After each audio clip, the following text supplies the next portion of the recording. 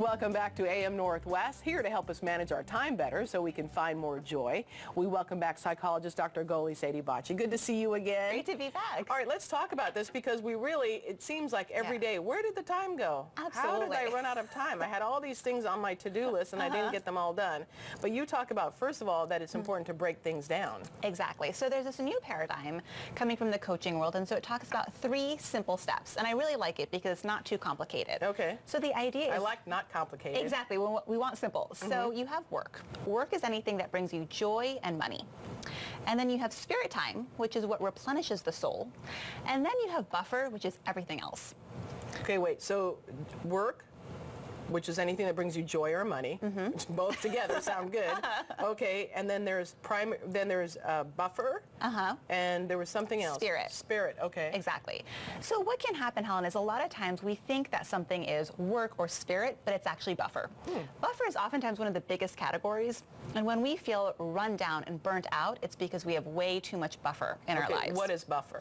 Buffer is paying the bills, getting your car washed. I have to go to the DMV this afternoon if that's buffer time.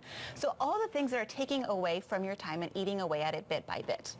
So the idea is that oftentimes we are lacking spirit time. And spirit time, you know, that's when we go into nature, we do our art, our painting, poetry, whatever it may be. That's the stuff that makes us really feel alive and excited and invigorated. And many times our time can just be work and buffer, right? Or it can be all buffer. Sometimes if you're working a lot, many hours, and you're not getting joy out of it, the thing that's supposed to be work also turns into buffer. Oh, right. And you can sometimes fill your day with just buffer. Absolutely. Yeah. And because there's so many things to do. Exactly. And before you can enjoy spirit time, you can't get things done unless you pay your bills. Exactly. Yeah. And so the idea is that when you're actually looking at your calendar, the first thing that you put in is your spirit time. Oh, okay. And then you move everything else around it. And that can be really hard, even work. Now, granted, that can also mean that before you do that, you have to talk to your boss. You're going to have to kind of talk to some people and move things around. But many times, you know, I think we can be very ambitious when we think that I need a full day of spirit time. It can start with an hour. If you go to a yoga class and you find that to be really replenishing, that can be part of your spirit. That could be your spirit time. The goal is to be able to have a full day at least once a week. And I think, you know, for many, it's Saturday, it's Sunday. But what can happen, though, Helen, is that we are running around doing all of our errands. Because Saturday is the day to go to the mall, to do your returns, do all the things that you need to get to. And so you don't actually get time to enjoy your life. Okay, so you're saying look at the calendar, put down spirit time first. Absolutely. Okay. Yeah. And then to be able to look at the buffer and how do you reduce that bit by bit. And that's the thing, again, that I'm saying is taking up the most amount of time. So you really want to be mindful of how do I get rid of it as much as I can. And how do you manage your time? Well, I'm still working on it, I will say, because many times what can happen is you'll take away from your work, for example, and then, like you said, you have so much time that gets filled up with more buffer. So, you know, I have had a time where I was working 3 different positions. And so then I said, oh, look at all this time that I have. Now let me go do all these other things, and I'm going to cook this meal, and I'm going to do the laundry, and I have all this more time. But you haven't gone to exercise. You haven't done your hair or your nails or taken care of yourself in the many ways that make you feel better. So that's a big part of it. A lot of people have not just one job, but 2 or 3 jobs. Oh, absolutely. Yeah. So, and that's something that has to be done. It has to be done, but you also want to make sure the joy component is there, Helen. Because many times, you know, sometimes it might be the spirit that's a volunteer position that actually brings you more joy than the actual paid position. Oh, good point. Right? And so you want to make sure that you have the things that are giving up your time, but that are bringing that back in.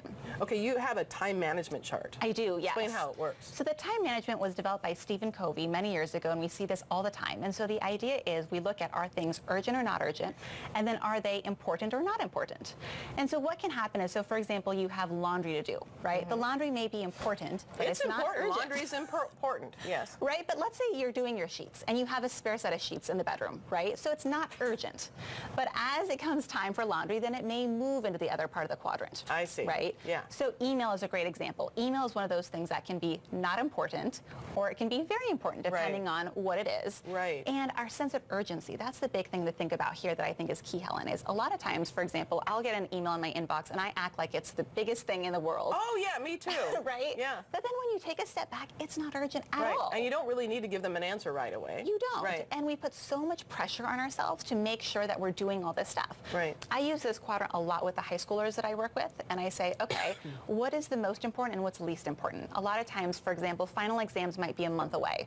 Final exams are important, but they may not be urgent. But as the time creeps up, it's going to become urgent. more and more urgent, right? And so I'll have people kind of do a column A, B, C, D, and things are constantly in flux. And so a big part of the time management, Helen, is making sure that you are taking an assessment and taking stock. So at the end of every day saying, how much did I get done? What needs to be in the next day? What's urgent? What's not? While, and I know it sounds like a lot of work, but taking into account the spirit time and the joy and making sure that it's not all just buffer time. Well, buffer time sounds like you're going to use that to fill out your time chart. Well, exactly. Yeah. Exactly. And so you have to be very mindful of that. Right. Okay. Well, all good points. Wonderful. Goalie, thank you very much. We're going to put the information on our website at KATU.com.